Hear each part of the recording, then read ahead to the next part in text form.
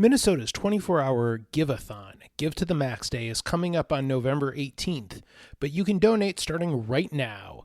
If you enjoy podcasts like this one, or any of the other content we produce, please visit givemn.org/organization/Jewfolk to donate. Thank you so much for your support. Support for TC Jewfolk comes from the Ordway, presenting Fiddler on the Roof. This beloved theatrical masterpiece introduces a new generation to the powerful, heartwarming story of fathers and daughters and husbands and wives. Running from November 30th through December 12th in downtown St. Paul, tickets are available at ordway.org, and when you use our exclusive discount code TCJ at checkout between now and November 30th, you'll get 15% off your order, up to 4 tickets per account.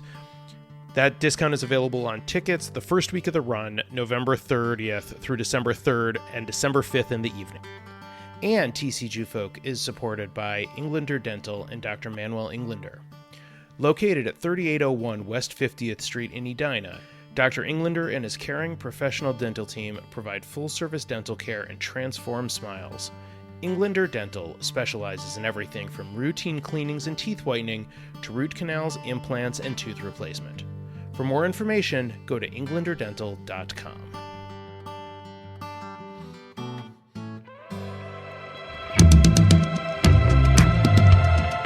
Welcome to this week's Who the Folk podcast. I'm Lonnie Goldsmith, the editor of TC Jewfolk. This week I talk with Rachel Calvert, a bluegrass fiddle player and singer in the band Barbaro, and the operations manager at Bet Shalom Congregation.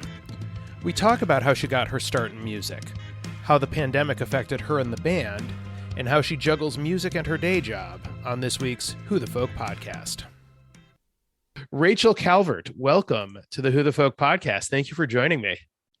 Thank you for having me. I'm super excited to be here. I'm super excited to talk to you. This might actually be a bit of a landmark. I have not gone back through the pre-podcast era of Who the Folk when it was just like a written article, but this might be the first time we have had at some point a mother and daughter on the show.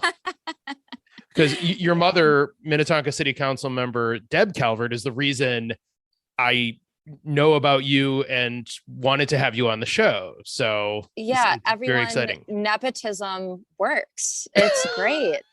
That's right. That's right. Never let anybody tell you. It is about who you know. Yeah. Yeah. And if you're related to him, all the better. So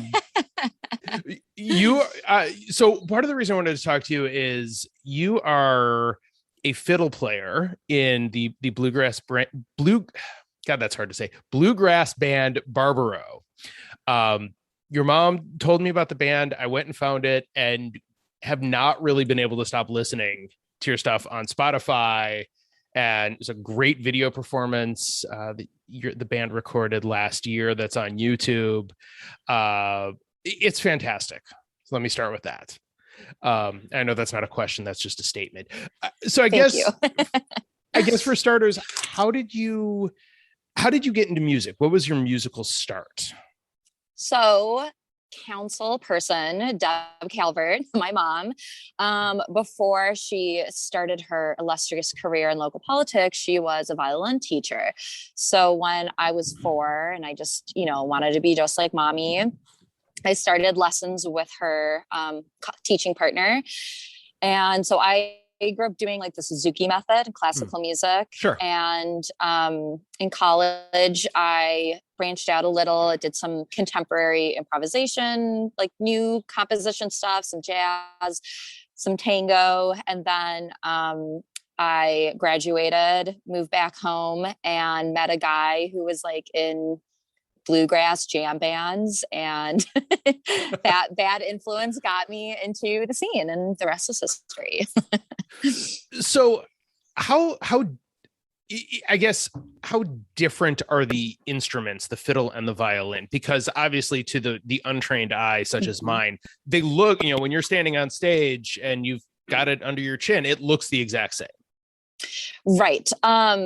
There's a lot of answers to this that follow a similar formula that are like, a violin sings and a fiddle dances, or it turns into a fiddle once you've had too much whiskey, or, you know, it's the same instrument.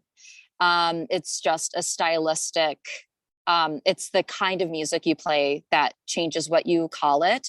And there are certain like modifications to the instrument you might be more likely to see on a fiddle. Like maybe sometimes people flatten the bridge. I don't. I have the same violin I had when I was playing classical music. And the style, I call myself a fiddler pretty loosely because my band style is very like drawn from our past influences. Okay. So my specific brand of playing is very classically influenced. So I have the same setup that I did growing up. Okay. Fascinating. So how does that classical style and upbringing, how easily does it translate into bluegrass? Because obviously it's a very distinct sound. Like when you hear bluegrass, you know what you're listening to. You know that that's the style, and it feels like a bit of a departure from sort of classical violin. Yeah, classical training is so rigorous that most of like the mechanics of how to play everything, it's that transition isn't so difficult. What's difficult is like the comfort with improvisation, or the comfort with the the style. So not being afraid to like let the time breathe a little if that's what your band is doing, instead of being quite so like metronomic. It's, I guess a good equivalent would be like a ballet dancer would be able to learn the steps to square dancing in like 30 seconds. Whereas someone who only square dances isn't going to be able to like do exactly what a ballerina does. But as far as the comfort with like, reacting to different calls right away and kind of like getting in the culture and the style, those are all things that like anybody switching, from one style of art to another, even if it's kind of using like the same medium, that's the part that's like fun to learn, and that is more challenging to learn. So from an artistic standpoint, how did you sort of mesh your style with the style of the rest of the band that you play with? Because obviously, there's four of you in the band, and you all play your instruments. And I guess this is sort of a question for anybody in a band, is how you merge your distinctive style and sounds together to make what you do. I think what works with us, and there's a lot of really talented musicians in the cities and around the country that I've played with. Something that I think is a strength of every individual in Barbaro that you do find elsewhere but isn't really common, is that none of us we're all listen and know, are comfortable stepping back. So it works because we're not jumping all over each other or like showing off every second we get a chance. We listen to each other really carefully. And it feels kind of like a string quartet almost, than like a classical string quartet, than a string band, because of that really careful listening that we do. And we're very respectful of each other's musicianship, and we get excited. So if somebody has like an idea, we'll follow that. So I just think it's the collaborative nature of what we do, and like our personalities allow us to like work well together, because we're never like competing musically. And when you go to jam circles, part of the reason why people like them is there sometimes is a competitive edge, or like one-upmanship, or like, oh yeah, I'm gonna like get in here and really like blast off. That's fun to watch, but that's not my personality. So I found musicians where we could really be truly collaborative. And that's why it works for us.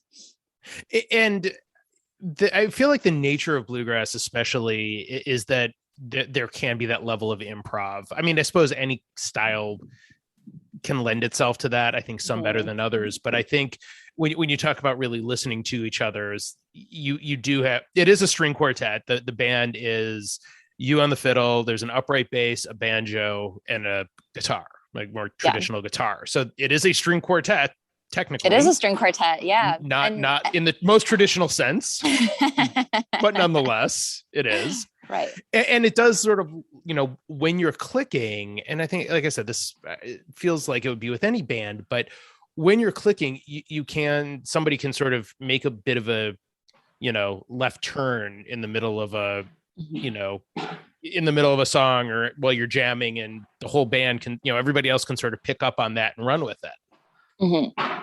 Yeah. That was something that was my biggest challenge when I was first joining the band, because of my background. It's stressful when you don't have the the experience kind of going with the flow and reacting to like a curveball that someone throws out at you. Yeah. It's nerve-wracking, but once you get comfortable with it, it's just fun. And that's where like the creativity for us comes from. So even though I don't write like the lyrics or the chords to our songs, we all kind of write our own parts.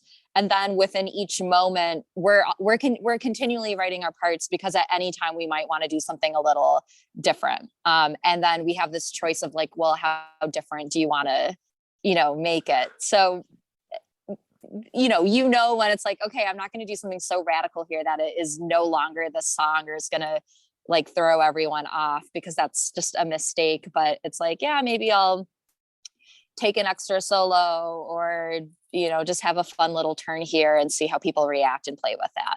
So it's great. It's kind of fun when in every show or every opportunity to play sort of becomes a choose your own adventure book in a way.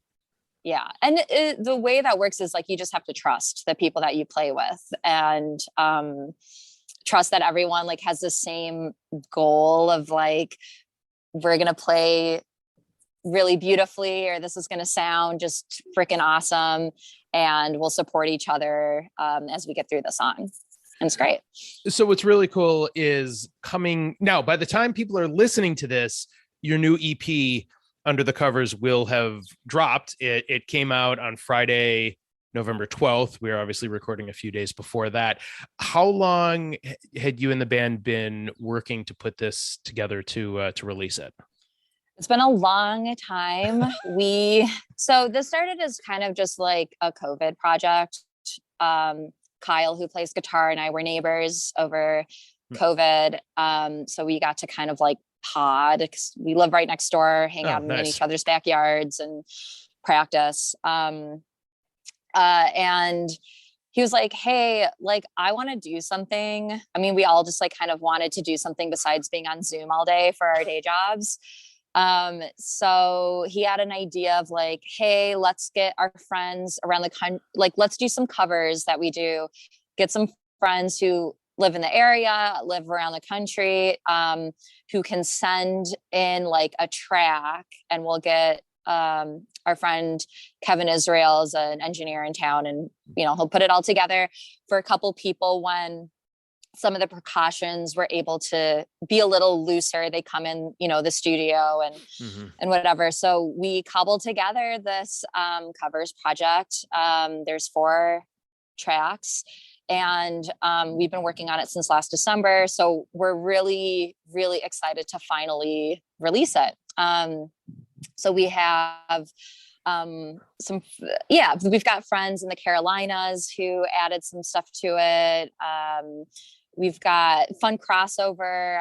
I'm a good friend of mine is in a kind of like rock punk trio in town called the Gully Boys. And so she sings a song on it. And I was doing a podcast with someone else, and they're like, so what's this crossover? And I'm like, people are friends with people outside of their genres. Right. Absolutely. Yeah. So yeah, it's been fun. We have a friend, Max Graham, who passed away really tragically over the last year.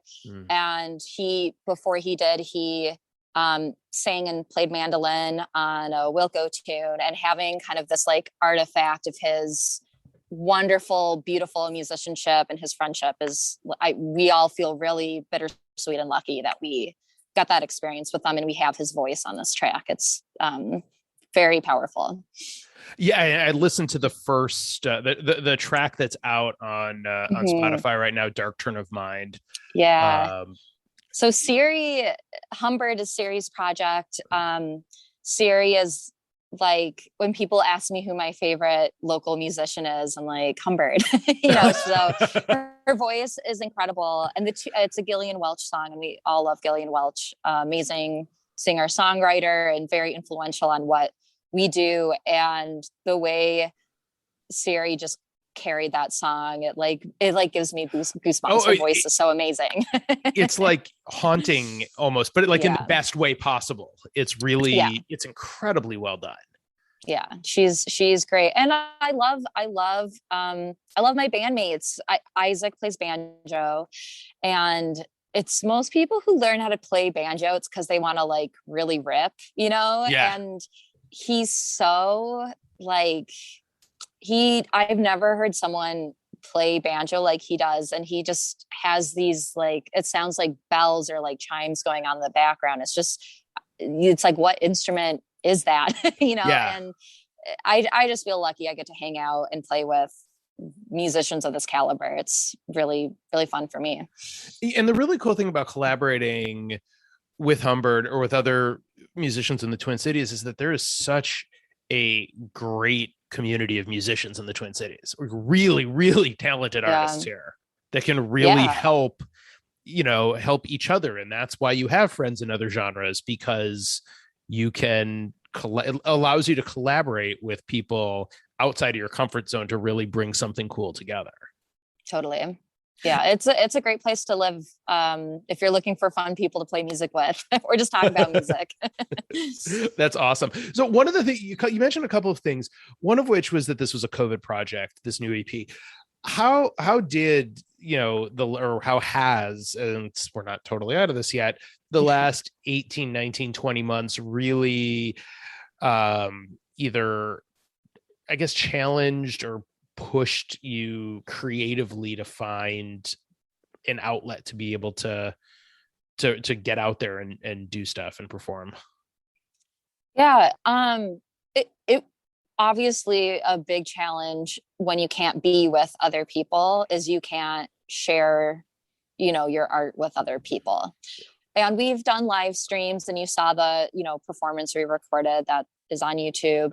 And it was great having like those opportunities, but they do feel like pale shadows to me of the real deal, which is the same thing, live theater or anything like that magic of like being in a room at a very specific place and time, and the like alchemical reaction of the people in the room and your bandmates and everything all coming together.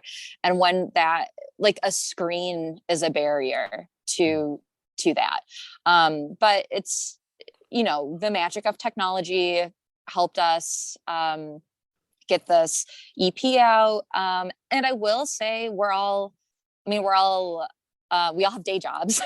So sometimes it's tough in between working. And for those of us who have like young children, I don't have kids, but like Isaac has a young child at home, and our own family stuff and our jobs, like, and then performing and recording. Sometimes it's hard to like find time to practice or like write new material. So Kyle and I being neighbors, it was like, we were just lucked out as much as we could have in that situation where we were still able to like keep playing together and working on new material. And then all of a sudden we had like time to work on new material because we weren't just traveling around and gigging. Right. So that was, we made the best of it. And I feel, I love my bandmates, and I'm glad that in spite of all the challenges we've had this year, we've been able to push through and keep making music. So you mentioned the day job. You are the operations manager at Bet Shalom. Yes. Which is, if I'm not mistaken, that is your home congregation, I believe, anyway, right? Yes. I had my bat mitzvah there many, many years ago. And I just have never been able to leave. I'm still there. So, it's great. So as operations manager, that's a challenging job, being an operations manager at a synagogue in the best of times. I'd imagine that the last, again, like with, musically, is also probably stretched stretched you, both, finding creative solutions to challenges that happen over the last 20 months there as well. Yeah. Just like with my band, my coworkers at work are all wonderful people. And I think what I learned the most, and I think what a lot of people took away from, is like appreciating those in your life who you collaborate with and having each other's backs and supporting each other. So it was a hard year, I think, for my band, for everyone I work with. And I think everyone has felt kind of just like overwhelmed and frazzled at like, how are we going to do this? What's next? But I've been very fortunate to feel very supported the whole time, and really feeling a sense of responsibility that it's two ways, and really trying to go out of my way to, go the extra mile at work, because everyone is. Yeah. So, yeah. How hard is it to juggle your passion of music, which clearly you're very good at, with the day job and all that is required of you in that role? It's very difficult. And the band is really, I mean, I would say it is more than a side hustle. We take it very seriously. Mm-hmm. And we want it to go as far as it can go. So, I mean, I just don't have a social life. So I work a lot, and then I do music stuff. My friends will tell you they have not seen me in months because, especially this last summer, we were able to tour. So what my daily routine would look like is like wake up at 6 a.m., get on emails, do my, meetings, virtual meetings, whatever. This is while I was on tour. Just work until I have to go to the gig, and then I go do the gig, and then I go back to the hotel and I work more, and then go to bed and do it again. So people will be like, oh, isn't it so fun to travel around? And I'm like, well, I don't really like get to see the sights. I'm kind of just, I love this music and I'm so passionate about it. And it's just, it's just, you just do what you have to do to, do what you love. Yeah. And I'm not sure the touring life for musicians who are full-time musicians, I'm not sure the touring life is as glamorous as folks on the outside think it is.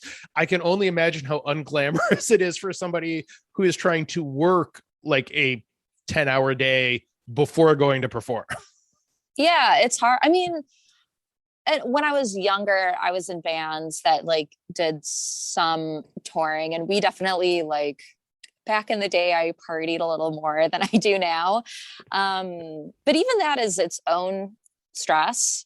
And, someone with like a full-time big girl job and touring, it's the fun part is connecting with different people around the country. Yeah. And that is always great. And even just driving through and like, oh, we're in Montana and we can see these beautiful mountains, like that is really special. Yeah. But it is very challenging. And I'm a homebody, so it's also really hard for me to be away from home for that long.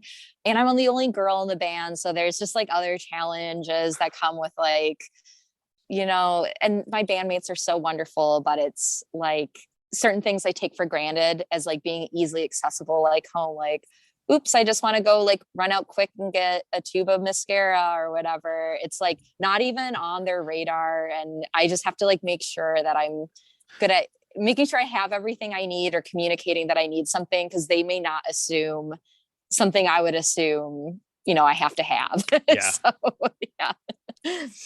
Well, it's great that you're at least able to get on the road this summer. Do you guys have any performances where people can see you at locally coming up soon, or I guess anywhere coming up soon?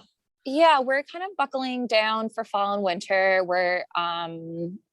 We will likely be releasing a full-length album next year. So we're going to be working on writing and recording. So we don't have anything local planned right now, but our website is barbaroband.com, and people can,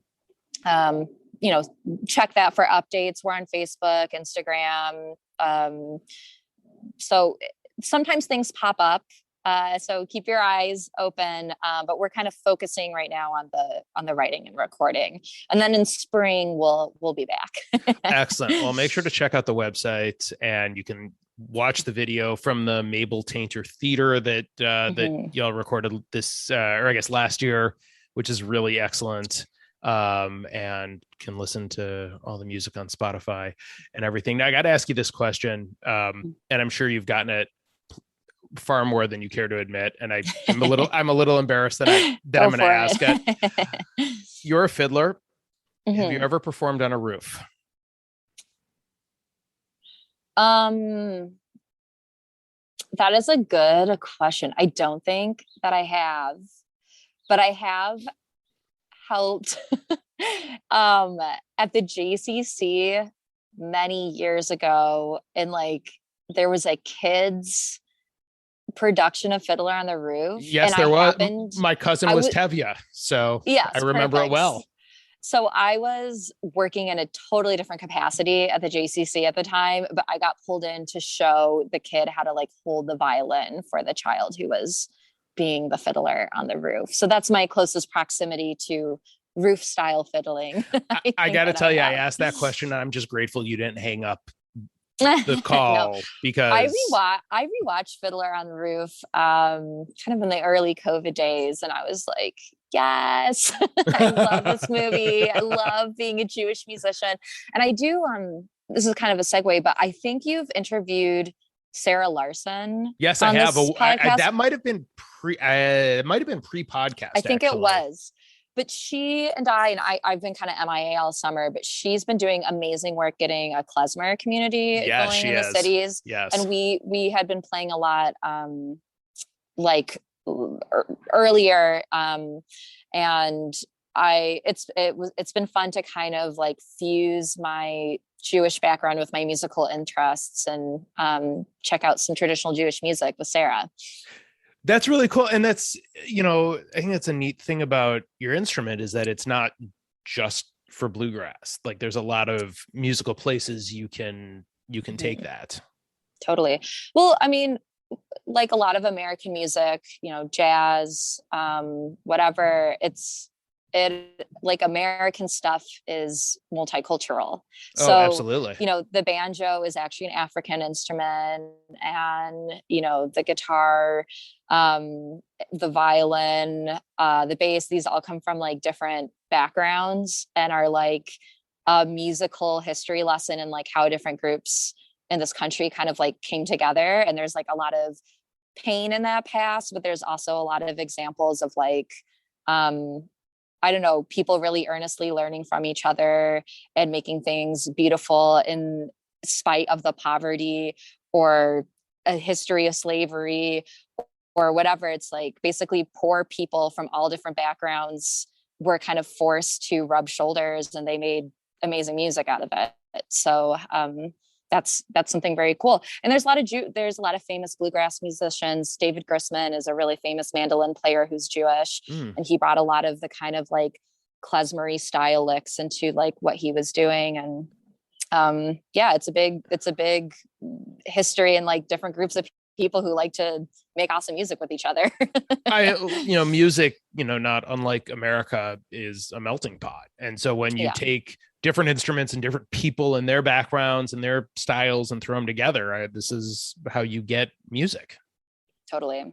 Yeah. It's awesome. And it's not all like, roses and ponies. There's like stealing and all that stuff that goes on. But it's people who dismiss, and also our band, real bluegrass fans would like cringe at us labeling my band as bluegrass, because that really kind of refers to like a specific time and place.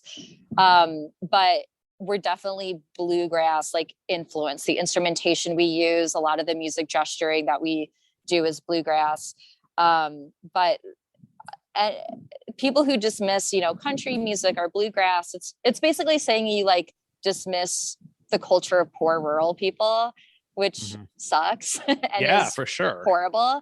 I think just like with anything else, just like people who like dismiss hip hop and just like, oh, I listen to anything but rap and country. I'm like, oh, so you only like listen to music that like wealthy white people have historically made. Okay, cool. Like, it's getting into these genres and the history, the pain, the beauty, the collaboration. It's a wonderful way to kind of get into history and get into what people do under the worst of circumstances. So what would bluegrass traditionalists label Barbaro as then? Probably it depends who you ask. You might get anything from a bunch of city slickers who have no idea what they're doing to, we like to call ourselves like we're, a Americana string band. Okay. And Jean, just like anything else, I mean, labels suck and they are just they're shorthand, whether it's an identity thing or a music thing. It's a shorthand for like a much larger and complex thing. But it's fair to say we have a twang to what we do. Oh no, absolutely. Absolutely. I think that's accurate. I would agree. Yeah. Well, Rachel Calvert, last couple questions for you, and we will let you get back to Bet Shalom. And thank them for letting me steal some of your time this morning. I will. What is your favorite Jewish holiday? This is such a basic answer, but it's because it's true. Passover. You tell a story through food. You're with your family. It's fun for kids. It's meaningful for adults. In my family is all over the country. I didn't grow up with like my grandparents in the same state ever. And Passover was one of the few holidays where like we'd go to my grandparents' house and see all my cousins. So I have a lot of fond memories. And my family makes awesome food, like the brisket on Passover my grandma makes, I think about all year round. So and I think celebrating like freedom from bondage and standing up to systems that like trap people. That's like a great thing to celebrate. So woohoo, Passover. And what is your favorite Jewish food? Ooh, my favorite Jewish food.